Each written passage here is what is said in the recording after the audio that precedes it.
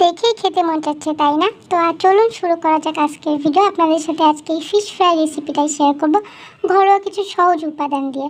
তো আমি হলুদ গুঁড়া, মরিচ গুঁড়া, লবণ নিয়ে নিলাম 1 টেবিল চামচ করে, আর রসুনের পেস্ট থেকে চিপে নিয়ে রসটা নিয়ে নিলাম। তো সুন্দর করে মিক্সড করে নিব সবগুলো উপাদান।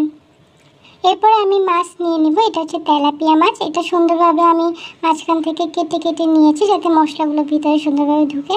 তো প্রথমে আমি লেবুর রসটা চিপে দিয়ে দিলাম দুপাশে সুন্দর মতন ভালো করে। এরপরে আমি যে পেস্ট করা মশলাটা করেছিলাম ওটা পুরো মাছে আমি মিশিয়ে দিব সুন্দরভাবে, দুই পাশেই মিশিয়ে দিব। তো আপনারা কে কে এরকম ফিশ ফ্রাই খেতে পছন্দ করেন আমাকে অবশ্যই কমেন্ট করে জানাবেন। আর ভিডিওটা ভালো লাগলে অবশ্যই দেখতে থাকুন আর লাইক কমেন্ট শেয়ার করবেন। তো এই তো আমি মাছের দুপাশে মশলাগুলো খুব সুন্দরভাবে মাখিয়ে নিচ্ছি।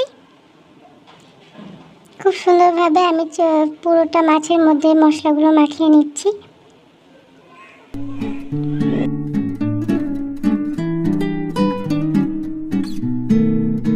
তো আমি 10 মিনিটের মতন মাছটা ওভাবে ম্যারিনেট করতে দিয়ে দিয়েছি। আর এখানে তেলের কড়াইটা গরম করে তেলটা দিয়ে দিলাম গরম করতে।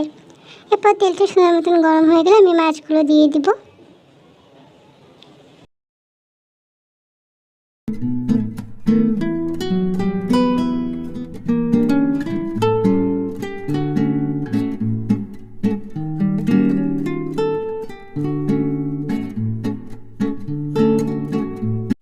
তো মাছগুলো আমি মিডিয়াম লো হিটে উল্টে পাল্টে ভেজে নিয়েছি। এই তো আমার মাছটা রেডি। তো আপনারা বাসায় একবার ট্রাই করে দেখতে পারেন আর আমাকে জানাবেন কেমন।